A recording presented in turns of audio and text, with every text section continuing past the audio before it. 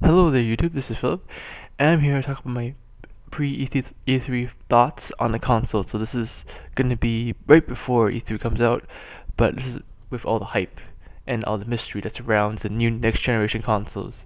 So I'm pretty excited for this E3 because last E3 was a pretty quiet E3, and this year's going to be all big and loud with the new next generation consoles, and I'm definitely excited for that because, it's going to be my first E3 watching this next generation stuff. I wasn't there obviously because I was too young for the Xbox 360 reveal and PS3 reveal and Wii reveal, etc.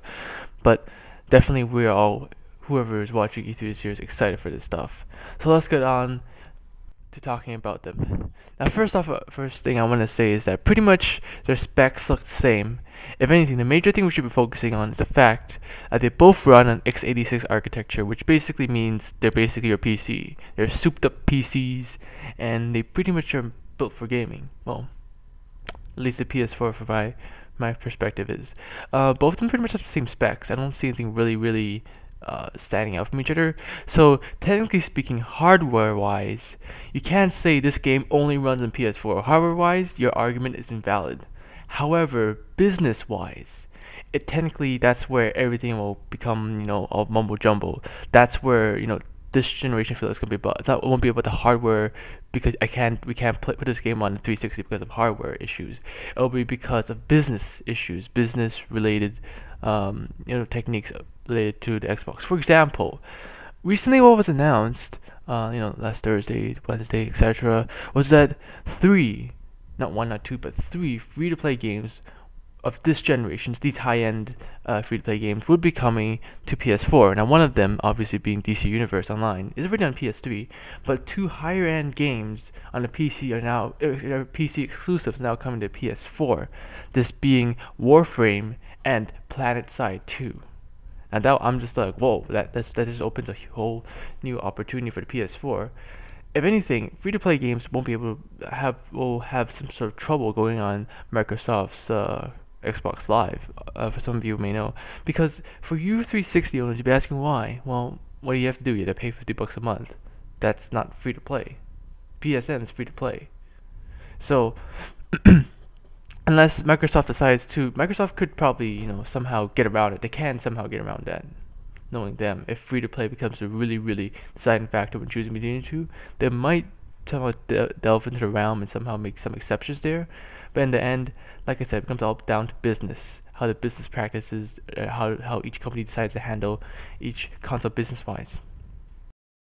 Now, I'll get on to the games. So I see the PS4 having a good amount of games, not exactly exponentially more than 360, but it's possible. It's possible with its free-to-play, like I said before, free-to-play games. However, also, like I said before, there's not much that the PS3 hardware can do that the 360 hardware can't do. They're pretty much, if anything, they look pretty identical. They're both souped-up PCs, so if anything, technically any game can go on any console. Any game can go on both consoles and PC. We'll be fine with that. It'll come down, like I said, to business practices. How much exclusive deals can Sony get with a specific company A, like Rockstar or like Rockstar's GTA makers, or Bethesda, Skyrim and Fallout makers, anything like that, before it runs out. And how good will it be? It'll come down to those exclusive deals. I think Sony can pull it off because I'm more biased for the Sony side, but for the Xbox side, I can see them. I could see them having solid games still. Just questionably, will he have as much as last generation? Because last generation he had a weird assortment of games where he had a lot of shooters, but he also had some JRPG exclusives, which was from Square.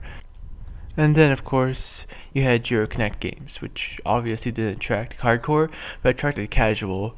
Which, what I can see this generation is that will be very polarized. That's why I say the Xbox One. Sorry, I've been saying Xbox 360 for the whole time. But you'll be having some really hardcore shooters that are great, like Halo, and then you have these Kinect games, and in between there'll be these okay games. They'll be okay, but they won't stand out. Like it'll be these maybe kiddish games like Banjo and Kazoo or Rare games, but I don't see them being great. I see Rare's talent, the guys who used to make those awesome games. Like if you're an old Xbox / Nintendo fan, you will know what I'm talking about. Rare's greatness, but I don't see them come back. So now on to the next part. So now I'm gonna go to overall, which is basically saying which one overall has the edge. So my opinion overall is that, like, for right now, we're looking from a game perspective, and we can obviously see the PS4 is much more favored for like a lot of gamers in general. If anybody's on the edge, they're generally be leaning to PS4. If it's a 360 owner, they may be leaning towards PS4 as a PS, but generally you'd be leaning for the PS4 side if you're a gamer. However, if you're a general side, like if you're casual, you probably don't care about it.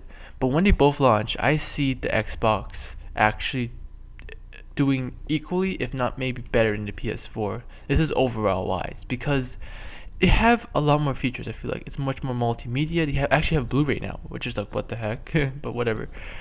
They have Blu-ray, and if anything, there's not much that multimedia wise that the Xbox can do that the PS4 can do. So if anything, like the Xbox has more casual features for all these people, for all these techies, I'd say. It has nice features, I'll admit. It has some nice features, some iffy features. The question is, will people buy into it? And if people buy into it, how many will buy into it? That's what we'll find out for the next few months, and it'll be a very interesting race to watch for the two launching and seeing which one will do better, because both of them are pretty much launching at the same time. So yeah, put your thoughts and comments down below, and hope you guys have a good E3 next week.